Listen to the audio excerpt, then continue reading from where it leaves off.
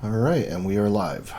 This is Alt Beer. Welcome to I think this is our third badge meeting for 2024. So we're going to go through some items with the badge team. We have at least one member. We might get more on the Discord, so we are good to go. So I guess I'll just jump right in first thing. We'll come back to this little Kanban board later. But I'm excited to talk about. Adjust my soundboard volume. Can you hear me okay? Yeah. Okay. Hello. Hey, how's it going? Every time I join a channel, it makes a quack. I'm sorry. Yeah, I mean, my sound thing quacked at me saying to check the sound bar. So, yeah, anyway, I said we'd get back to talking about R2 badges in a minute. One of the badges I've been working on has been for Blue Team Village. And they said it was cool for me to share what I've been doing to give you guys some ideas, since we're going to be using a lot of the same components on the two badges that we do. So if you guys are on the stream, you should be able to see what I'm sharing. Their badge is called the camera badge, but it won't actually have a camera in it. So we'll start kind of like a good reveal with the circuit design, and then I'll show you the PCB after that. So the circuit, can you guys see this? Okay, am I coming across good? Yeah, you might want to Right, zoom right. in a little bit, but Do what? Your I might- camera's covering a little bit. It's fine. Yeah, let me adjust me and make me small. How's that? All right. So, so this is the chip that we're going to use on our badges. This is that ESP Wemo Slowland 32 light chip that I showed you guys. Has a few less pins than the other ESP32 we used on the Future badge. But it has plenty of pins for us to use. This badge used for Blue Team Village used all except for two of the pins, this one and that one. Now you'll notice these 5 pins here are not used. That's because they're input only pins. They can't drive anything that we're doing external. If we wanted to read a signal or do something like a button, we probably could have run a button into that, but for right now everything is on these pins, the input output pins. That's what, for those that don't know what GPIO stands for, it's a general purpose input output pin, where these are really input only. They're labeled GPIO incorrectly. So we'll talk about some of the things that are on here. We have addressable LEDs. These are the NeoPixels that can change colors. We have 3 of them on this badge. We have a strip of 2 that will be in the logo area of the badge, and then we have 1 that's going to be a status light area. And then we have 6 other LEDs. One of them is going to be a bright white LED that we're going to pulse like a flash on a camera.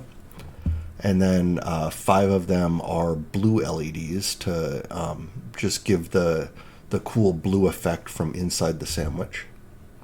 We have touch pads for capacitive touch on the front of the board, and that's just the SAO connector over here. And then these are the headers that connect the top and bottom boards, and then the bottom board connects to the various places. This does have a screen, a round, like about the same size as you'd see on a watch, like an Apple Watch or an Android watch. Is going to use that type of display screen. And then I worked out the power hookup. This will be the same type of power that we use on our badges. Basically, what I wanted to do was have a way to cut off the battery completely, since the battery is going to be connected to the ESP, and it will drain the battery as long as it's connected. And even if you hook up the USB power, it will charge while it's still running the badge. So I wanted a way to just cut off the battery completely, and that's why I put this little switch here, this on-off switch, which sits in between the battery and the connector on the ESP. So I know that was a lot, and some of you are new to circuit design, so I'll open it up to questions on what you're looking at. Does it make sense? Do you need me to explain anything? I was trying to find more clarity on where the SAO connector was. That's up here. That's the 2x3 connector for the SIO. And it has typically only 2 pins that we use on our previous badges, and that's the positive voltage and the ground. But all 6 pins, according to the SAO standard, can be used for different functions. On this particular badge, I'm also using one of the GPIO pins because we're thinking about doing a cool SAO that would use that. So I went ahead and wired it to one of the GPIOs on the ESP. That way we can play with that with an add-on that we're working on. Okay. I saw the 2x3 thing, but it's sideways compared to all the other ones I've seen. So. Yeah. This why we labeled it SAO, and the reason it's sideways was just to make it clear where the wires are. Otherwise, it gets ugly when you're doing the drawing. So it was just to make the drawing nice and clear. All right. So now let's see what that looks like when we actually go to circuit design. And so there's a lot here, and so I'm gonna try to limit this to just let's look at all of the front layers first. Okay, so what you see is the art here. Now the thin yellow lines around here, these are the edge cuts. That means this board has a big hole in it here where the screen is going to show through. You can see where the header pins are. You can see the copper is red. The front copper is red, and so you can see it connecting to the different pins. And if you zoom in on this, you can actually see that this is the positive voltage pin. This is ground fill, and you'll notice there's no copper here because that's probably connected on the back side. I'm only showing the front side stuff right now. But we do have that GPIO pin connector. And so those go over to here, and then if we trace it down on the other board, on this, you see the same thing. There's the 3 volt and the ground, and one thing you'll notice is the ground is on the front on this board, and that's because of the way the boards flip, right? So we want the ground on a different side of this board based on the way it's flipped and how we're going to break them apart. So yeah, then you'll notice there's a lot of red in here. This is all copper that is going to be exposed for art, and some of it, like this in here, this here, and this over here, these are going to be capacitive touch buttons, so you can press the buttons on the camera and it will do stuff. This area here with the pink, these are solder mask voids that will let the LED light shine through. Now let's look at the back side. And this is still work in progress, so not all of the art is there yet, and there's still a lot of stuff missing. But yeah, back side of the board, we have, you can see the solder mask voids, you see our ground fill layer, you can see these are the wires going to those capacitive touch buttons. And then these are the other wires on the board connecting everything up. And then when you put it all together, oops, I don't want all copper, I want all layers. We get a nice cool view with all the silk screen and everything that shows what it's going to look like. And an even better way to view that is to view it in 3D. So you can see it's going to have a black solder mask with white silk screen, and then if I kind of turn it, you can see the silvery areas, some of which are capacitive touch, some of which are just to make it look like a cool camera. And then if I flip it over to this side, we can see what those components look like. And you can see the square there is where the battery is going to go for the LiPo battery pack. And there's our dev board, all the different LED placements. So yeah, I think this one turned out really good. And like I said, I've been helping the Blue Team Village out with this badge. Let's see if I can flip this around so we can see the components better. There we go. And this one, I have to do some final measurement checking to make sure everything is aligned the way it needs to. But I've already done all the electrical checks and the DRC checks to make sure everything's in compliance with what we're going to need to print this at the board house. So yeah, just some final measurement checks to make sure everything's going to line up between the two boards properly and things like that. And then I should be ready to order prototypes of this this weekend. So that's exciting that we'll actually have this in hand probably in about a week to 10 days or so. So what do you guys think of this one? It looks sweet, man. I think it turned out really good. Yep. Oh, and this square here, that's kind of the hole that you look through when you're taking a picture. That's why it's on both boards. So imagine the sandwich, and you kind of look through the hole when you go to take a picture, and then you can press a button on like the capacitive touch button, and it'll do something cool. And like this big circle here, that's where I have that big white LED, so that'll be a flash.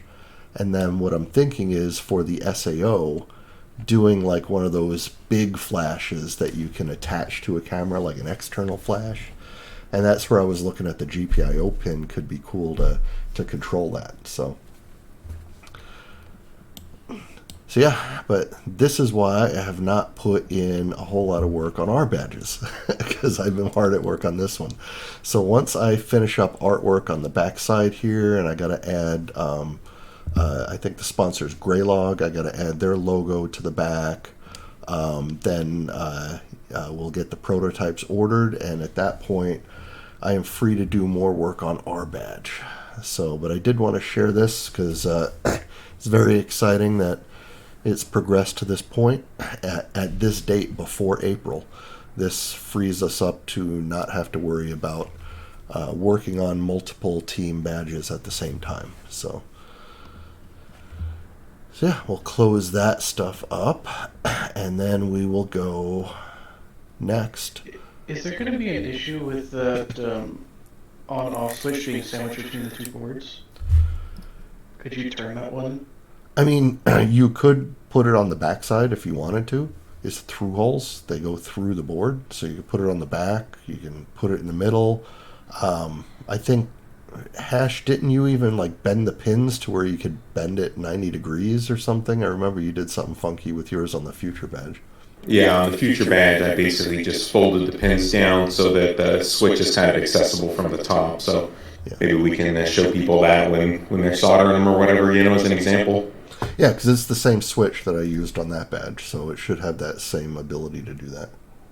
Do they sell right-angle versions of that switch that would fit in the same footprint? I looked for those, and yes, they do sell them, but they're hard to come by. The one place that I saw that had them, LCSC, they only had like 100 in stock, and I don't know how quickly they stock it, but I will check back on that to see if they get more than 100 in stock and order those. It's about the same price, but there's like the ones with the straight pins. I can find those from 100 different vendors.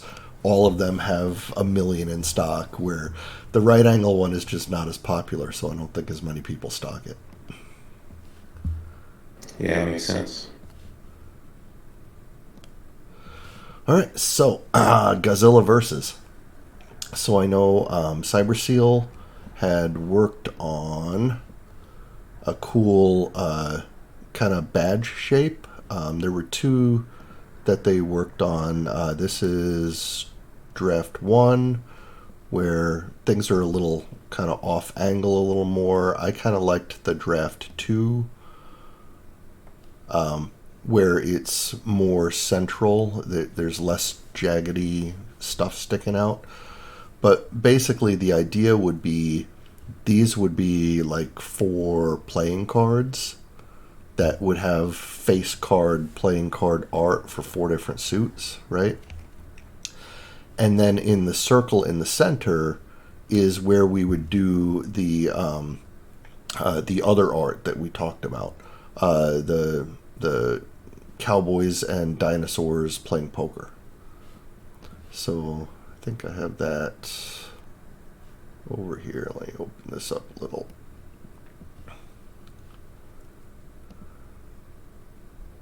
No.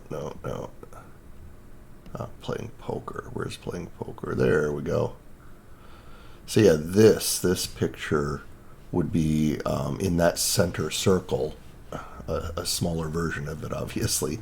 And then around the edge of the circle, we can put text like the 3000 Society, Cowboys versus Dinosaurs, things like that. But that way they're playing cards in the center, and then we have playing cards around the edges.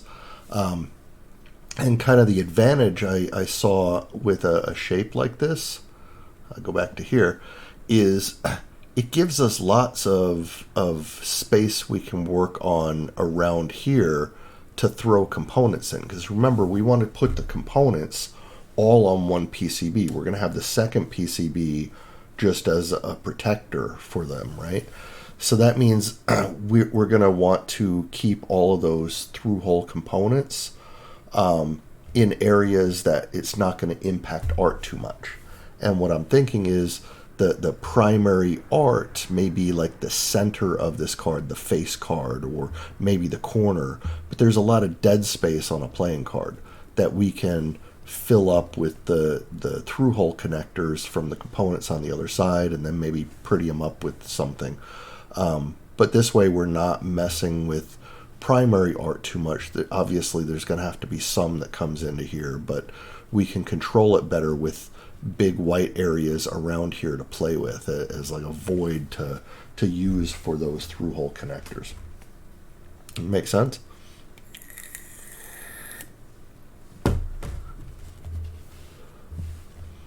Yeah, I know it's hard to visualize sometimes how that would work out with a PCB. A lot of times the first thing I do, and this is why I kind of prioritized the edge cuts first, is I will throw this shape into the PCB editor in KiCad, and then just play with different sizes and just throw components down on it. Not even tied to a schematic, not going to keep them there, but just to see, okay, if I have this ESP board, how would I fit it in here and make it work to where it's not going to be the center of attention with all these pins. It's just kind of off to the side. Yeah, you see the pins, but it's not distracting. And same thing with all the other components. How do you work them in there? So, because a lot of times before I started doing the sandwich boards, that was a major concern. Even if I was putting components on the front, you had to make sure the placement was just right, that it didn't impact the art, right? It didn't take away from the design.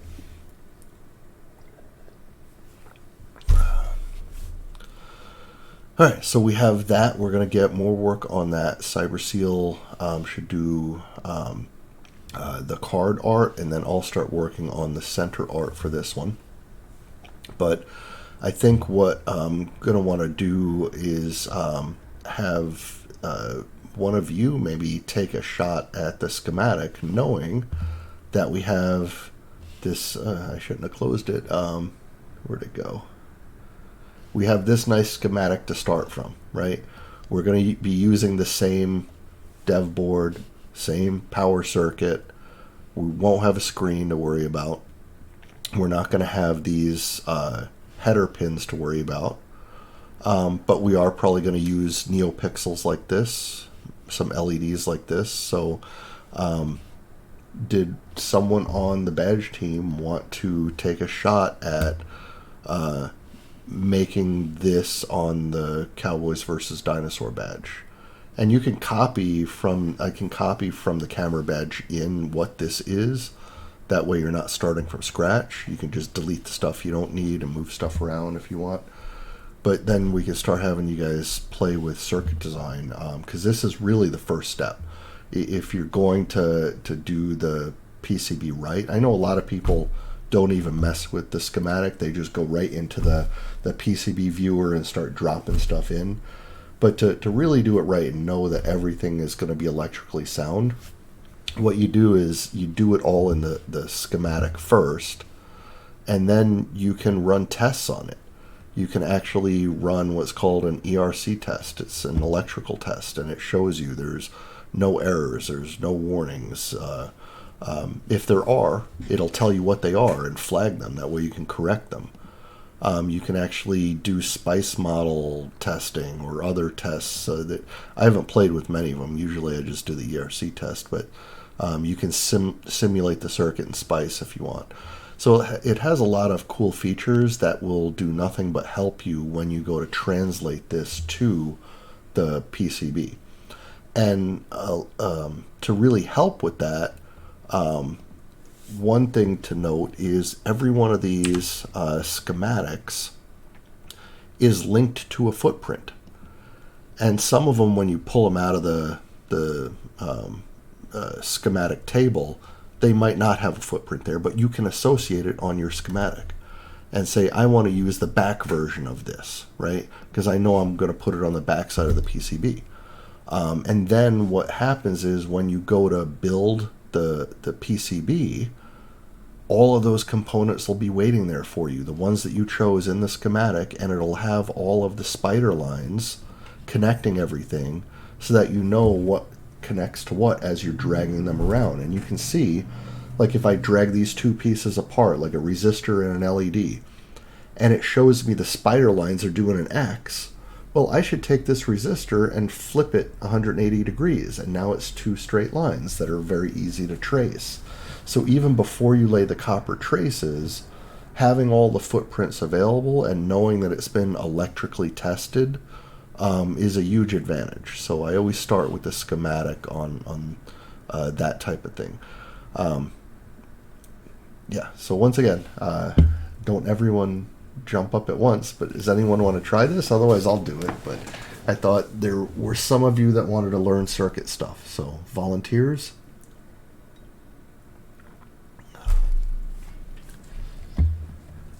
Okay, I'll do it. But I will walk you guys through it. That way, those of you that don't know the circuit design stuff, you can learn through me doing it and showing you how to do it. So, yeah, so that'll be the next thing is circuit design. So let's go back over here real quick. So I think we have Silkscreen Art is already here. We have circuit design planning is started. I think this one we were going to call the LiPo charge circuit done. So what else do we need to talk about for that badge? So once we have the art, oh, I know, the standoffs. So we need to figure out what kind of standoffs and screws we want to use, because we were going to put the two boards together with standoffs, and we could probably just use the typical ones that are used for like PC repair, but I'm open to suggestions if anyone has experience with standoffs for other things. Maybe there's something better. I thought that the PC ones would work because it's basically the same concept, right? They're not electrical because you're connecting electrical components. You don't want them to be electrical.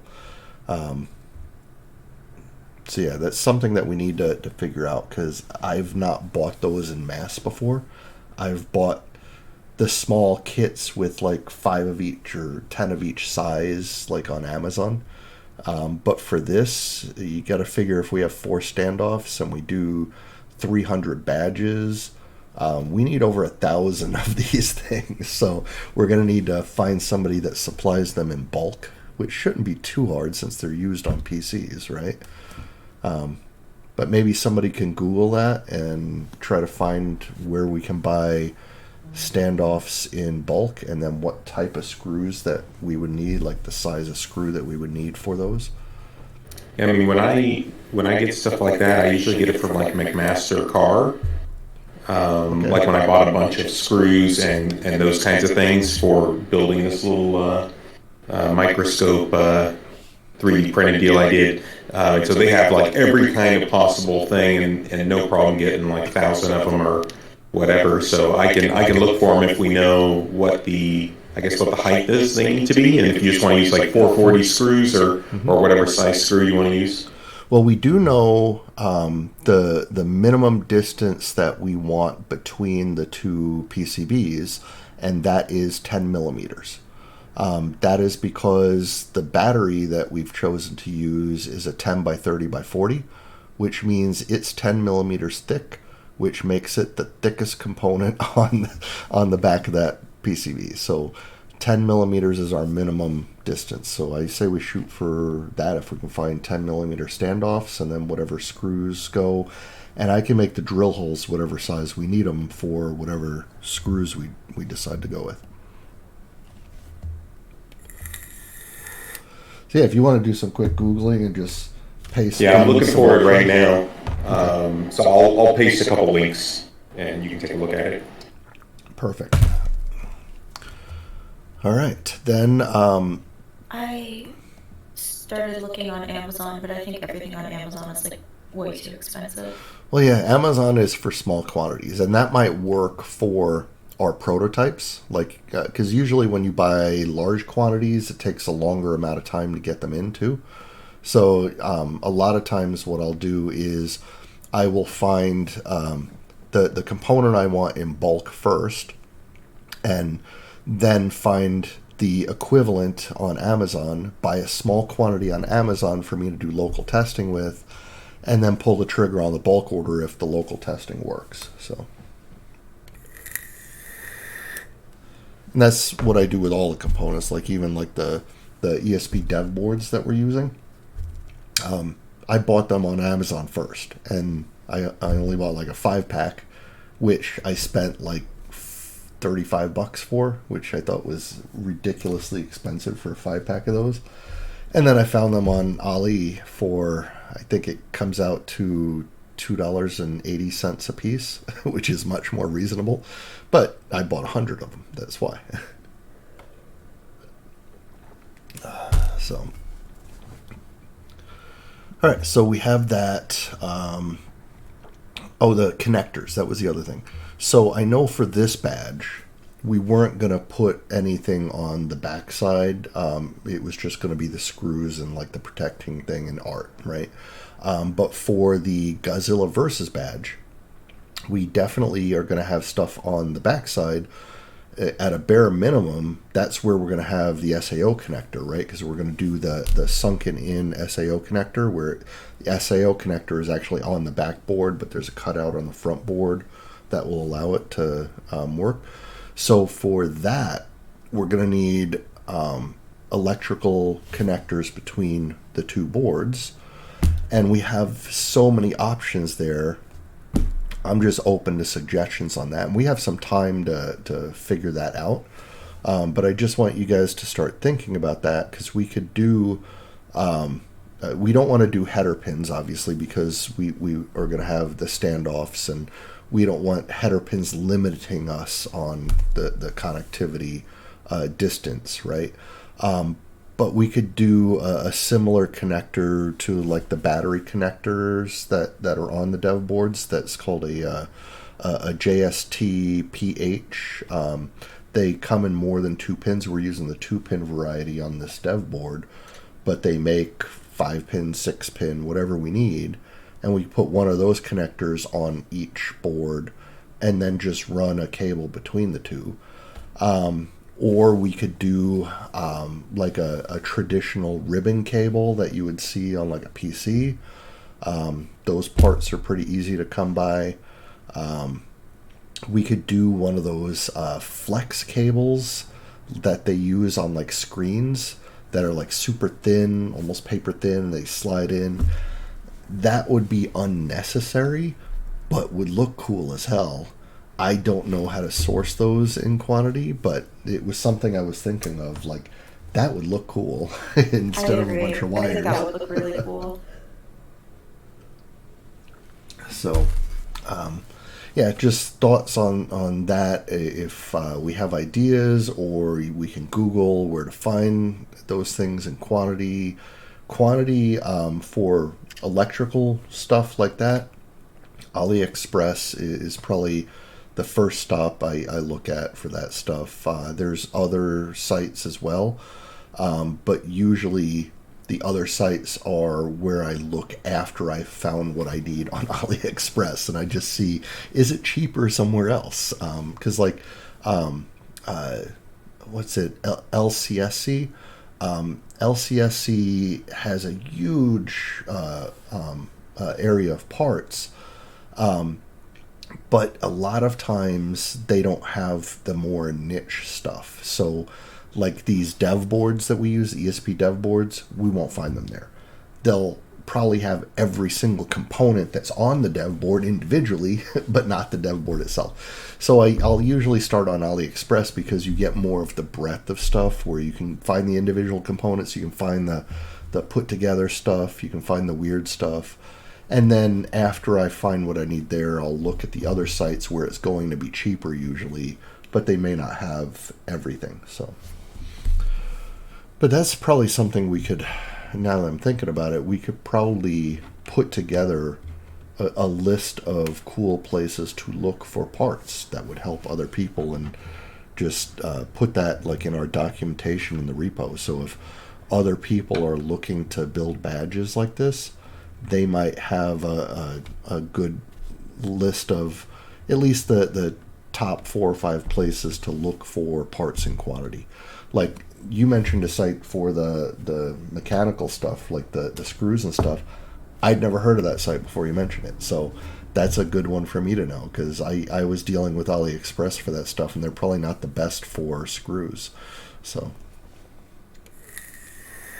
Yeah, I think the hard thing is it's hard to beat them on price. That's for sure. Like I'm looking at my MasterCard, I'm trying to find where the cheap stuff is because it's all freaking expensive, right? We just need like whatever the standard computer standoff is. That's the one we're using, where they're making it in billion quantities or whatever. Yep. Cool.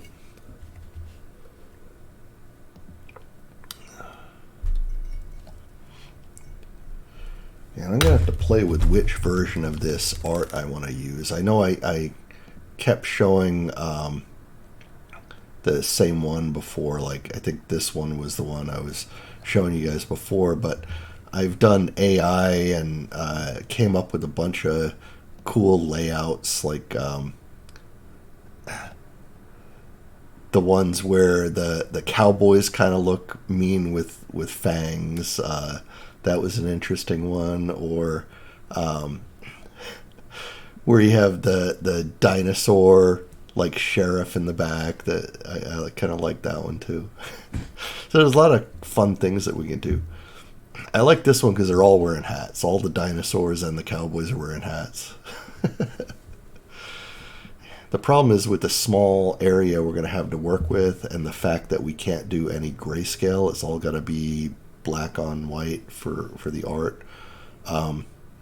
That makes it challenging to do a lot of these details. So I think it's going to come down to which one is easiest for me to convert.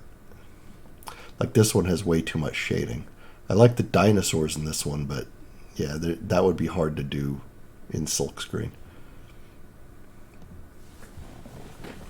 So cool.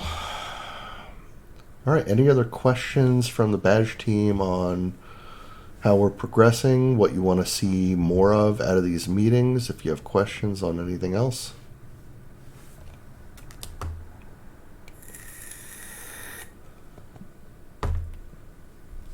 Because I think, yeah, next week we're probably going to skip the meeting and stream.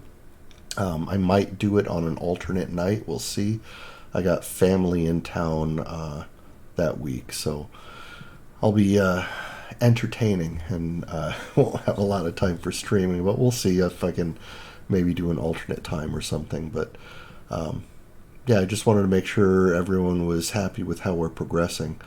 Oh, and that reminded me. I need to find a way to get you guys some hardware to play with. For those of you that want to play with the hardware, specifically this dev board and batteries, I have some of both that you can play with. I can even scrounge up. I have all the like LEDs and different things like that. I'm thinking the best way for me to deal with that is for me to just ship it to you, given that I won't be at any of the meetups next week. So hit me up in DM if you want that stuff and are willing to tell me where to ship it to. I will put together a care package for you and get that shipped off to you guys. And I guess I should qualify for the people that are on this stream that are not part of the badge team. That was specifically to my badge team. I'm not going to be shipping parts out to the whole world. But yeah, anyone on my badge team that's on the Discord right now, if you guys want parts to play with, let me know and give me an address and I'll throw something in the mail for you.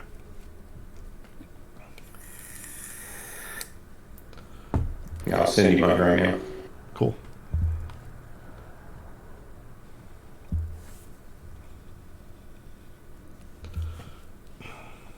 All right, then I guess we can talk a little bit about what do we want to do with the circuit. So like this one, this is back to the Blue Team Village badge. Its primary focus is the screen, right? So it has some LEDs on there that are give you blinky lights, sure, but the primary focus is the screen. Ours aren't going to have a screen. Our primary focus is going to be, at least visual focus, is going to be the LEDs. So how do we want to like position LEDs, light things up on a badge like the Cowboys versus Dinosaurs? So what I was thinking at first was like dinosaur eyes. Maybe we can make those glow from behind with LEDs. But then the Cowboys are typically looking away, so we can't do all of their eyes. That might look weird. And then I was thinking maybe just have like cutouts on the table to where the whole table in the center has like neopixels behind it that can change colors or something like that. Ideas along those lines on like using light as art. How do we want to light this thing up and make it use the LEDs as part of the art? Is there a way that you could do through holes for the eyes and then not having anything in them, and so that's how something lights up? You could. Yeah, they have a non-plated through hole, which is basically just a drill hole, so it wouldn't have the metal around it. And you could actually make it a little wider around there to where, with the solder mask voids, to where it would glow a little better. So that is a possibility. So that in addition to the just glow through the solder mask voids, we can have a literal hole in there that's like a pinpoint of light where the eye is. So that's actually a pretty good idea. So that if you have like an LED behind here, there's a drill hole here, but then all around the drill hole it glows as well. So it's two different versions of the same light. That'd be a cool effect. The other thing I was thinking about was the playing cards. We have that area to work with too as far as light. I was gonna say it would be cool if, in addition to whatever lights we do in the center, we could do something like maybe around the edge of the card, like where it would typically have, the little symbol for like heart, spade, or something. We could put a little LED, and that could look cute. Yeah, that was like, go back to this picture, like where the playing cards are, we can light up behind, like maybe, you know how the playing card has it in the corner where the clubs or hearts or whatever is and the number, we could light up behind there, or maybe because we're going to try to deal with face cards on at least 3 of the cards. We could light up the face of the face cards, but then I was thinking like Jack, Queen, King, Ace. Ace doesn't really have a face to light up, so maybe we could put the Ace over on the side here where there's not really room to light up his face anyway. And then we could just have the Jack, the Queen, and the King, their faces light up. That could be cool.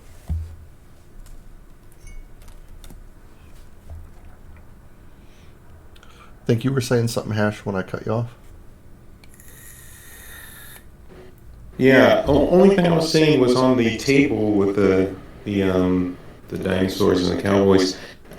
Is there anything, like, if you thought, maybe some clear area in the table like that you were talking about, but put like, a card kind of under the table, so like a metal layer. Then when you shine the LED through, it looks like you're seeing like a hidden ace or something like that. Oh, that's a cool idea. Yeah. Yeah. I don't know how much it would diffuse, but if the LEDs were close behind it, I think through the board, if you had like a metal layer on the back, you might be able to see it through there. Yeah, that's what I'm thinking. So if you had like the solder mask void like in a lot of the table area on both sides, normally that would make it kind of see-through for LEDs, right? Well, we could stick like on the backside a shape of a card in metal on the backside, so it would look shadowed on the front side, like there's a card under the table. And what we could actually do, yeah, now that I'm thinking of it, we could have the artwork have like one of the dinosaurs with his hand going under the table, and then do the rest of the art of his hand holding a card all in metal on the backside. Oh, that's a sweet idea. And then it would glow that whole thing. So you would actually see his arm in art on the front, but then you'd see his hand holding the card under the table in the shadow. That might work cool. I like that. Yeah, that was a good idea.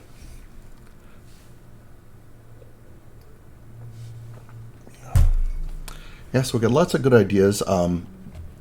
So that's using LEDs for art. Other thing that we could do is maybe some kind of functionality to it.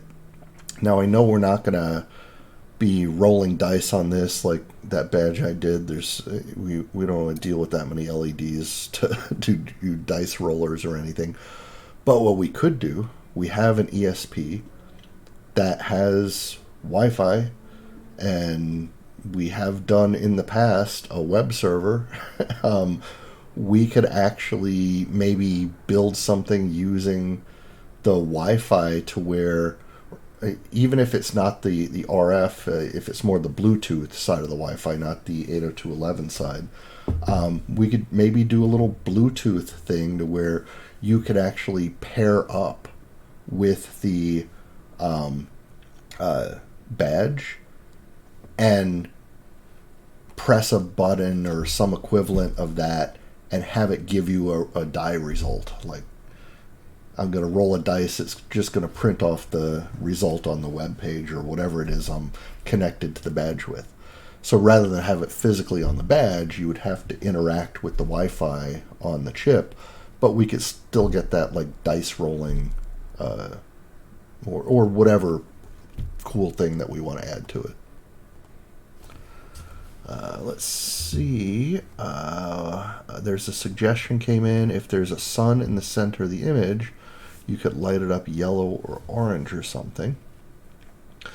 That's true. Like if there was like a sun back here, like if we put like the sun behind them, we could use a light back there for that as well. That'd be cool.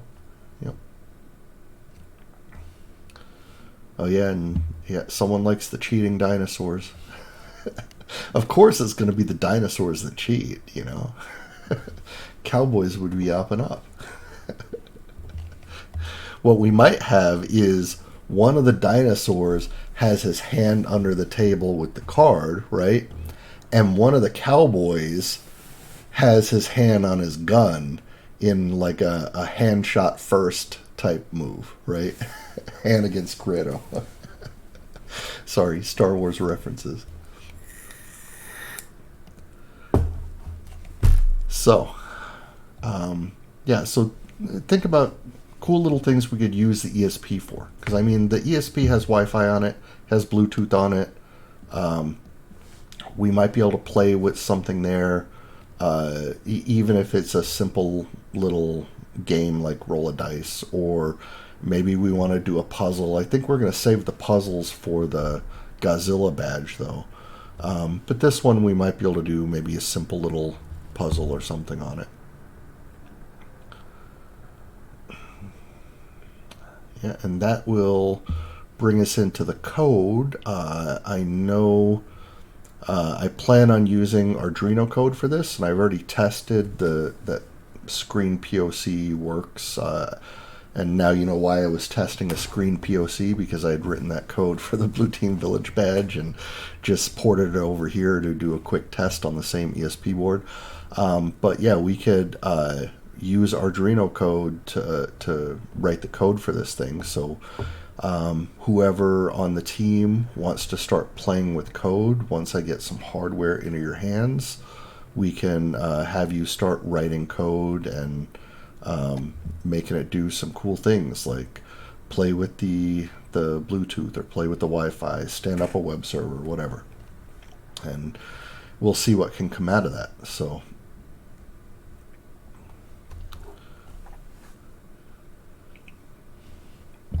all right, I know you guys are some of you are shy because I'm on the stream, but feel free to type your questions in the Discord if you have any.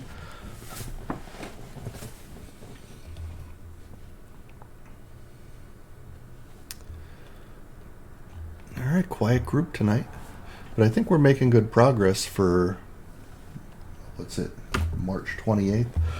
Yeah, I think we started in March last year too, and made good progress. I'm sorry, what was that? I was going to say, I definitely think having made progress on the other badge to where we're just focusing on one will help a lot too. Yeah. Well, not only that, but if we're using a lot of the same components, it helps us in that we're not starting from scratch, right? If we were just now starting with this ESP dev board that we've never used before, I could see where that would take time, right? But I've already done a bunch of testing on this board because I was working on it for this project. So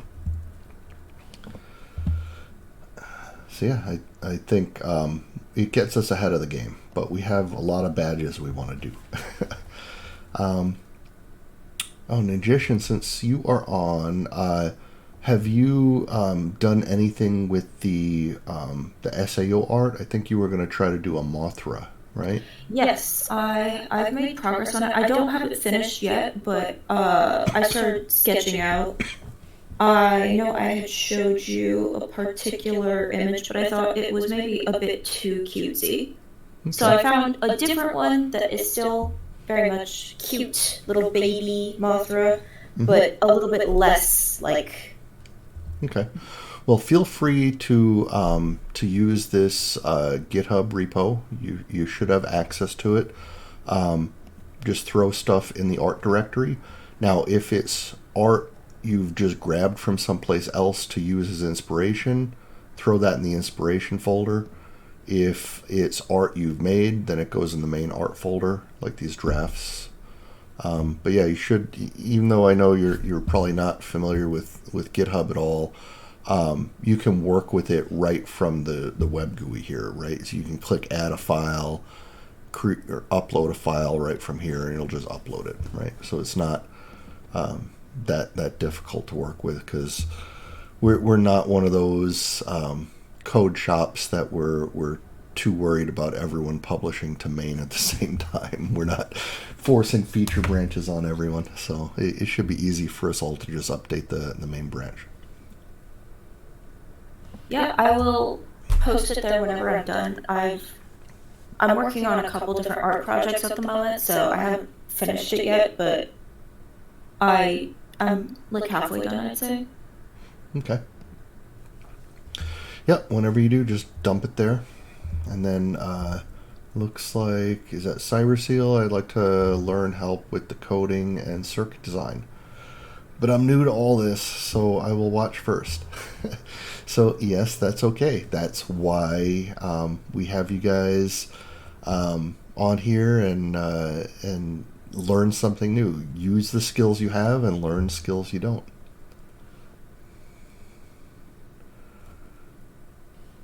Oh, it looks like somebody threw me a chat on the Twitter or on the Twitch and I missed it. Dot or not, drop by. Cool. I'm gonna have to visit one of his streams. Yeah, I think that was all I had for tonight. I guess I will end on the same note we started on, and just like one final look at this coolness in 3D. Yeah, I'm really excited to get this prototype in. Yeah, and it's just for size reference, it's about 4.5 or no 5. It's about 5 inches wide. That's right, and it'll be like 4.5 tall or a little over 4 tall. But that means as one PCB, it's like over 8 inches tall. So it'll be interesting to see how this works in the fab house. Because the 8 inches, obviously we're going to break it apart, but they have to print it as one big board like that. But yeah. Oh, and you got the my little art for the SAO header, and get the components there. And this is KiCad? Yeah, this is in KiCad. I'm so impressed with how far KiCad's come since the last time I looked at it. Yeah, this is in the PCB editor. It has a 3D viewer, and I can do things like turn off all the components that are through-hole, and then I can just see the silk screen on this layer. And the 3D stuff is coming from the footprints that it's linked that those models already exist or whatever? Yeah, and yeah, so it has 3D things. So I guess, yeah, let me do a little backup and explain about KiCad since we have a little time. So where's the main project file? Let me open that up.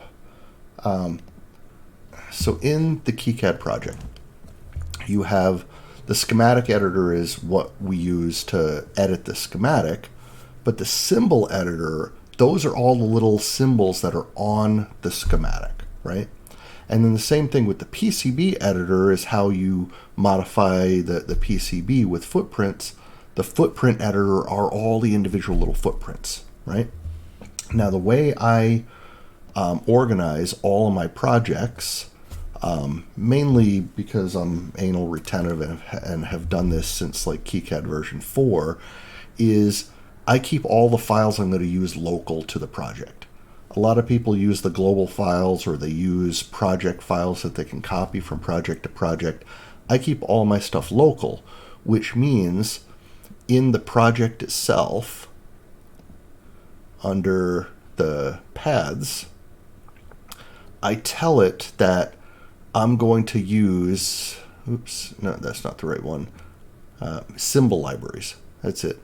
I'm going to use these local libraries for my footprints. I still have the other ones available to me, but these are the libraries that I want you to search first. And the same thing for the footprints. So symbols and footprints both have project-specific ones. This one I have a lot of local libraries that I use. And what I do is, in the project itself, I will have, there's all my schematic symbols. Here's all my footprints sorted by directory, right? So all the different footprints that I use. Then in addition to that, footprints reference 3D models. So the way it goes is you have a schematic symbol can reference a footprint, and a footprint can then reference a 3D model. And the 3D models, if you have them all linked together, so there's a lot of pre-work that happens to make sure all of your schematics will link to the right footprints in your local library, and that all of those local footprints will link to that local 3D model. But once you get it set up that way, and honestly, I've been doing this, copying these same directories from badge to badge, so it's not a lot of pre-work for me to do this anymore. Once you have it set up, the only time you got to mess with this is if you're adding new components, and then you just got to do that for the new component, not for everything, right? And then in here, like if I look at this symbol editor, it takes it a second to open because it has to open the cache. So our symbol editor will show us different symbols that I have. So I made the symbol that we're using for this, right? And what I can do in the properties for this is I tell it where the footprint is, and you can see 0 local. So it's actually pulling it from my local directory, and I'm pulling the back version of it. Then when we go to that footprint, let's go to the footprint editor. Once again, because of cache, takes a second to open. Where'd it go? There it is. So let's look at that same thing that we linked in the in the schematic. So here is, I think I called it the back one that I'm using, right? So I did a front version, I did a back version. This is one with mounting holes. So let's look at the back version, since that's the one I linked, right? Now on this, it has properties where you can actually assign what 3D model it goes to. And you can adjust the 3D model as necessary. So if you find one and it doesn't quite fit, I can say, well, this one needs to be rotated this way or that way or whatever. And you do that right in the footprint. And that way, when you use these footprints on the PCB, all of this stuff is there because it's part of the footprint, including the 3D models. And then when you finally get to the PCB editor, when I go to add a footprint, it'll just add it and let me see what that looks like in 3D. So yeah, pre-work is necessary, but once you get all of those things linked together properly, you get cool views of all the components. And there's still some components I'm missing, like I got the SAO header. I just found a good STL model for that, and I need to resize it down a little bit before I can add that. But I'll have the little SAO header on there soon. I'll link that into that footprint.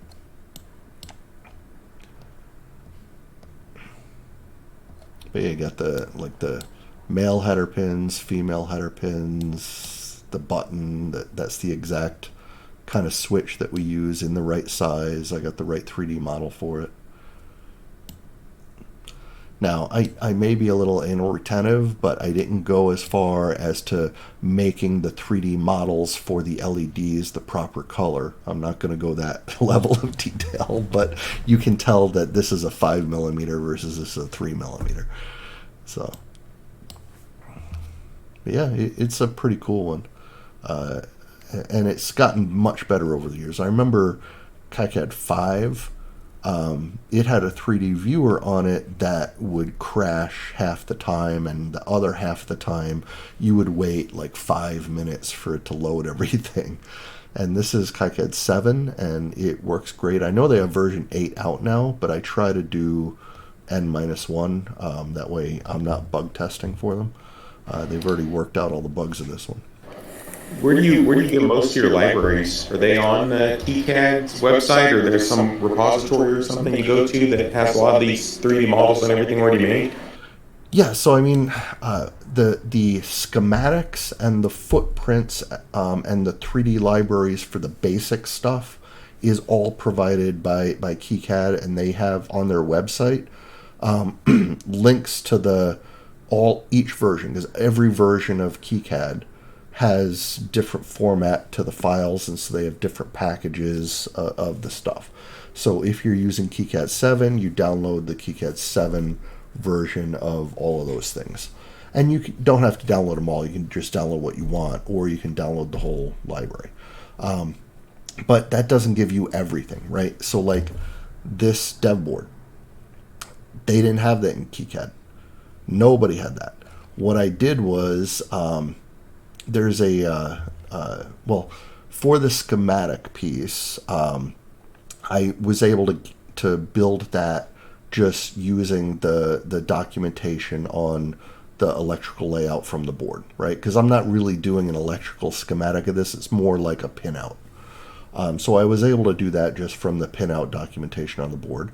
And the same thing with the footprint. I built that based off of a mechanical drawing that Wemos put out on their site for that board. So it had the exact measurements between pins, like these are 2.5 millimeter pins and they're this far apart for the 2 rows, and all of that I got from their mechanical specs, and I built that one from scratch. The 3D model, I did not build this 3D model, but I am a member of several sites on the internet that people post 3D models out to. And so I forget which one I grabbed this off of. Might have been GrabCAD or I forget. It's one of the 3 or 4 sites that I go to when I look for 3D models for stuff.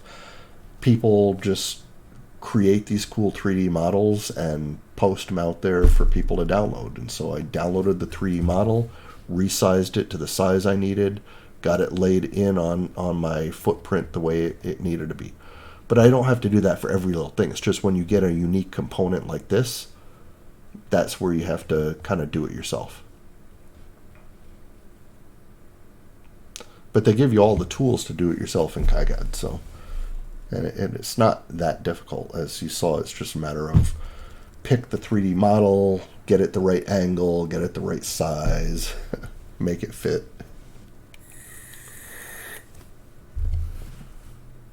And one cool thing that I did with this on the battery, you'll notice this is for the 103040 battery. That's the shape of the battery that's going to be in there, right? So I have it between a header pin, and between the screen here, to where it's not going to fall out no matter what, because this is the top is towards the top here.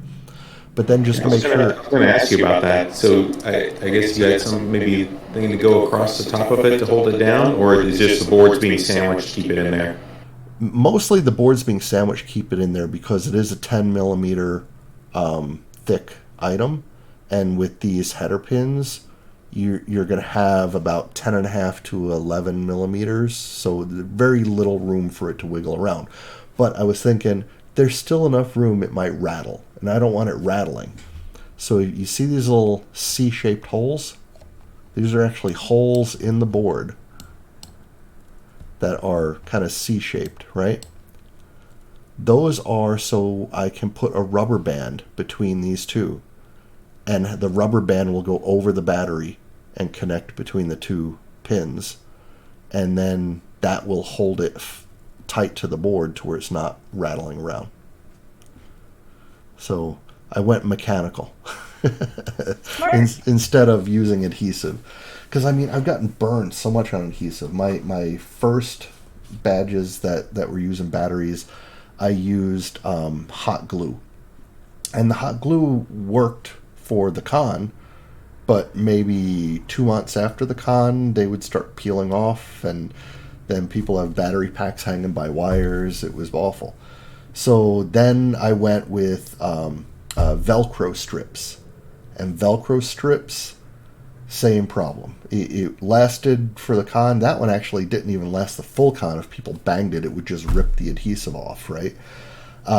And then I did a combination of hot glue and Velcro strips, and that was just I remember that. the worst of both worlds. And then I forget which badge. It might have been the 3D6 badge.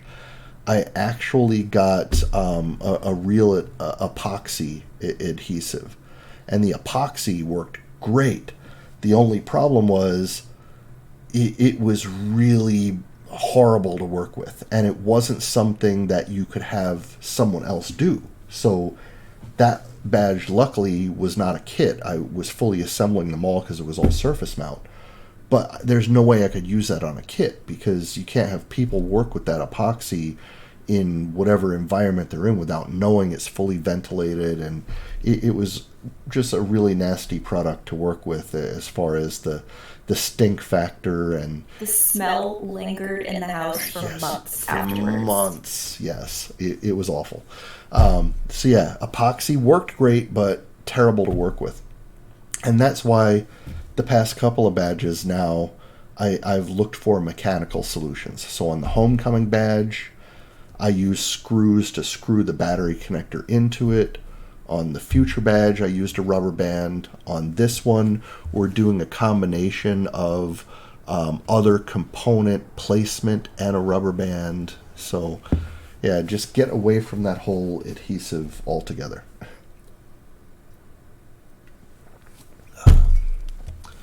So yeah, hard lessons.